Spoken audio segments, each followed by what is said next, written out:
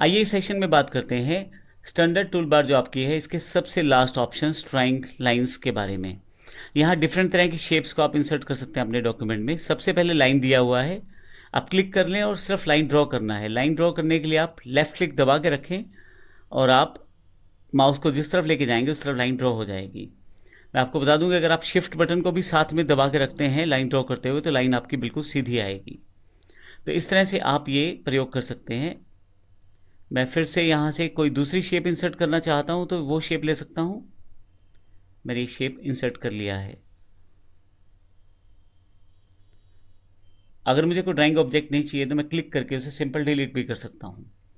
जब आप किसी ड्राइंग ऑब्जेक्ट पे क्लिक करेंगे तो उस ड्राइंग ऑब्जेक्ट के आसपास आपको काफ़ी सारे बॉक्सेस दिखाई देंगे। कुछ इस तरह के पॉइंट्स दिखाई देंगे, हैंडल्स, जो कि यहाँ रेक्टेंगुलर फॉर्मेट में है। इससे आप साइज बड़ा छोटा कर सकते हैं किसी भी ऑब्जेक्ट का। जब आप कोई शेप ड्रॉ करेंगे तो उसके यहाँ पे डिपेंड करता है शेप पे। यहाँ देखिए, अगर आपके पास यहाँ पे डॉट या सर्कल जैसा कुछ दिखाई दे रहा है तो उससे आप इस शेप का आकार बदल सकते हैं। जैसे मैं यहाँ पे माउस को क्लिक कर दूँ और इसे अंदर की तरफ लेके आऊँ तो देखिए सर्कल में कन्वर्ट होता जा रहा है, और इसको बाहर की तरफ लेके जाऊँ तो इसके जो कोने हैं बिल्कुल स्पार्ट यानी कि रेक्टेंगुलर फॉर्मेट में आ गए हैं। तो इस तरह से आप इसको प्रयोग कर सकते हैं। मैं कंट्रोल जेड कर देता हूँ अभी यहाँ पे। अगर मैं इस शेप की सेटिंग्स करना चाहता हूँ तो अगर मैं इसको टेक्स्ट के बीच में रख दूँ यहाँ पे, जब भी आप इस बॉक्स पे क्लिक करेंगे जो आपने शेप ड्रॉ किया है, आपके पास यहाँ पे एक बार एक्स्ट्रा आ जाएगी जो कि ड्राइंग बार है। माउस बाहर क्लिक करता हूँ तो देखें यहाँ से ड्राइंग बार हट गई है, लेकिन जब क्लिक करूँगा तो फिर से वापस आ जाएगी। इस वक्त ये अवेलेबल है। तो यहाँ से मैं ये टेक्स्ट के ऊपर मैंने रखा है इसे, तो मैं टेक्स्ट के बेस पे इसे सेटअप कर सकता हूँ। देखें ये रैप ऑफ है, ये पेज रैप है जिसमें मेरे पास टेक्स्ट जो है चारों तरफ है इमेज के या पिक्चर के या शेप के। और यहाँ पे मैंने ऑप्टिमल पेज रैप कर दिया है। रैप लेफ्ट सिर्फ लेफ्ट साइड पे टेक्स्ट है, रैप राइट सिर्फ राइट साइड पे टेक्स्ट है, और रैप थ्रू बीच में से भी टेक्स्ट गुजर के जा रहा है। मैं इसके अलाइनमेंट सेटअप कर सकता हूँ लेफ्ट सेंटर राइट के रूप में। अभी मैं इसे सेंटर कर देता हूँ। आप टॉप, सेंटर और बॉटम भी सेटअप कर सकते हैं। अगर आपके पास इमेजेस ज़्यादा हैं तो आप उसको आगे पीछे सेटअप कर सकते हैं। जैसे मैं यहाँ पे इसके साथ एक और शेप ड्रॉ कर लेता हूँ यहाँ से, और ये शेप थोड़ी डिफरेंट फॉर्मेट की है। तो अब मैं इन दोनों शेप्स पे काम कर सकता हूँ। मैं अगर इन दोनों को आपस में रख लूँ तो अगर मुझे किसी शेप को आगे या पीछे करना है तो मैं इन बटन्स के साथ कर सकता हूँ। ब्रिंग टू फ्रंट का मतलब है आगे लेके आना। तो अगर मुझे पिछले वाले शेप को आगे लेके आना है तो उसके लिए मैं पीछे वाले शेप पे क्लिक करूँगा और ब्रिंग टू फ्रंट कर दूंगा। तो देखिए मेरे पास शेप जो ये आगे आ गई है। लेकिन आइए मैं इसके पहले कलर चेंज करने सिखा देता हूँ ताकि आपके लिए आसान हो जाए समझना। यहाँ आपके पास कलर सेटअप दिया गया है। सबसे पहले आप लाइन स्टाइल सेट कर सकते हैं, उसके बाद उसका साइज सेट कर सकते हैं बॉर्डर का, फिर आप बॉर्डर का कलर सेट कर सकते हैं। इसके साथ आपके पास यहाँ पे ग्रेडियंट, हैचिंग और भी बहुत सारे ऑप्शन हैं, आप उनको भी सेटअप कर सकते हैं।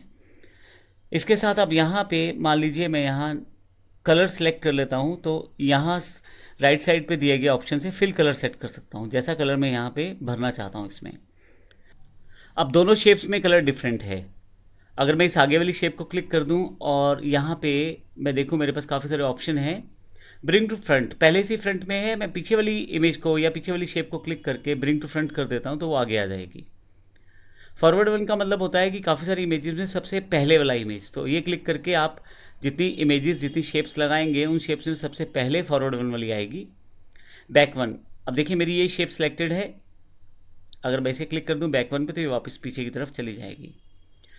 सेंड टू बैक में भी यही है कि आप किसी इमेज को अगर पीछे भेजना चाहते हैं तो सेंड टू बैक कर सकते हैं। इसके अलावा हमारे पास यहाँ पे जैसे मैंने कलर सेटिंग्स बताई वो कर सकते हैं। आप रोटेट कर सकते हैं किसी इमेज को। अब यहाँ से रोटेशन के जब आप क्लिक करेंगे तो आपके पास यहाँ सर्कुलर पॉइंट आ जाएंगे, आप उसको घुमा सकते हैं आराम से। आपको रोटेशन हटाने के लिए फिर से इस पर क्लिक करना है ताकि आपके पास रेक्टेंगुलर पॉइंट आए, ताकि आप आसानी से साइज़ को बड़ा छोटा कर सको। अगर आप क्लिक करेंगे यहाँ रोटेट पे तो आपके पास सर्कुलर पॉइंट्स आएंगे जिनसे आप रोटेशन कर सकते हैं, और रोटेशन हटाने के लिए फिर से आपको रोटेट पे क्लिक करना पड़ेगा ताकि सिंपल रेक्टेंगुलर पॉइंट आ जाएँ, ताकि आप फिर से साइज़ को बड़ा छोटा कर पाएँ।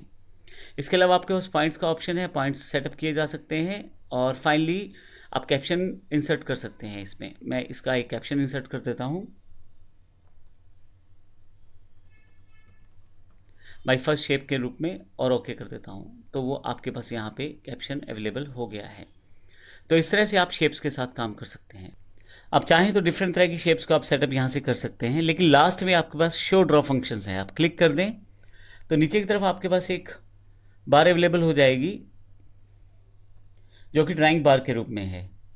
अब यहाँ पे आपके पास सिलेक्शन ऑप्शन है, आप सिलेक्ट कर सकते हैं किसी भी शेप को, लाइन ड्रॉ कर सकते हैं, लाइन एरोज को सेटअप कर सकते हैं। मान लीजिए मैं एक लाइन ड्रॉ कर लेता हूँ यहाँ पे, तो इसका एरो स्टाइल आप सेटअप कर सकते हैं। यहाँ से किस तरह का एरो स्टाइल आपको चाहिए वो सेटअप कर सकते हैं।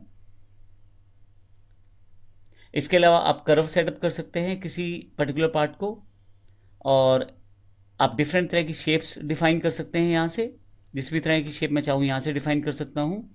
अलग अलग तरह की शेप्स और सिंबल्स यहाँ अवेलेबल हैं। मैं सिर्फ आपको एग्जांपल करके दिखा रहा हूँ यहाँ पे, और इसके अलावा भी आपके पास यहाँ नीचे की तरफ काफ़ी सारी चीज़ें अवेलेबल हैं। यहाँ पे आपके पास कॉल आउट्स भी अवेलेबल हैं, यानी कि डिफरेंट तरह के कॉल आउट्स को आप यूज़ कर सकते हैं कुछ इस तरह से। फ्लो चार्ट्स का प्रयोग आप कर सकते हैं। फ्लो चार्ट जिस जिस टूल से बनाए जाते हैं वो सभी शेप्स आपके पास यहाँ अवेलेबल हैं। आप चाहें तो टेक्स्ट बॉक्स सेलेक्ट कर सकते हैं। फ़ॉन्ट वर्क भी आप यहाँ से सेटअप कर सकते हैं। डिफरेंट तरह के फ़ॉन्ट स्टाइल्स यहाँ पे अवेलेबल हैं। अभी मैं एस्केप करके पहले इस कमांड से बाहर आता हूँ। मैं इस फ़ॉन्ट को इस टेक्स्ट पे अप्लाई करना चाहता हूँ, तो मैं सेलेक्ट कर लेता हूँ पहले टेक्स्ट को, फिर मेरे पास फ़ॉन्ट वर्क है। फ़ॉन्ट वर्क में डिफरेंट तरह के फ़ॉन्ट स्टाइल हैं। फ़ॉन्ट वर्क पे किस तरह से काम किया जाता है इसकी जानकारी मैं आपको देता हूँ। अगर आप फ़ॉन्ट वर्क पे क्लिक करें तो आप सबसे पहले उस तरह का स्टाइल ले लें जिस तरह का फ़ॉन्ट आप चाहते हैं। एग्जाम्पल मैं ये फ़ॉन्ट वर्क चाहता हूँ तो मैं ओके कर देता हूँ। एक प्रीव्यू यहाँ पे अवेलेबल हो जाएगा उसके स्टाइल का, और ये उसी फ़ॉन्ट के साथ इंसर्ट हो गया है आपके डॉक्यूमेंट में। मैं थोड़ा सा इसे ऊपर की तरफ ले जाता हूँ और थोड़ा सा जूम साइज़ में छोटा कर देता हूँ ताकि आपको क्लियरली नज़र आ जाए कि क्या आपके पास दिखाया जा रहा है। तो एक स्टाइलिश फ़ॉन्ट मेरे पास अवेलेबल है। मैं अगर इस पर डबल क्लिक कर दूं तो मेरे पास देखिए यहाँ टेक्स्ट लिखा आ जाएगा। इस टेक्स्ट को मुझे चेंज करना है उस टेक्स्ट में जो मैं यहाँ पे लाना चाहता हूँ। मैं यहाँ CCC टाइप कर देता हूँ और बाहर कहीं भी क्लिक करने पे ये फाइनलाइज हो जाएगा। तो इस तरह से आप फ़ॉन्ट वर्क का प्रयोग कर सकते हैं। तो इस तरह से हमने बेसिक कमांड्स देखी हैं सारी स्टैंडर्ड टूल बार के साथ। अगले सेशन से हम बात करेंगे इम्पोर्टेंट मेन्यू कमांड्स की जो हमारे नॉर्मल रूटीन वर्क में बहुत इंपॉर्टेंट रहती हैं। धन्यवाद।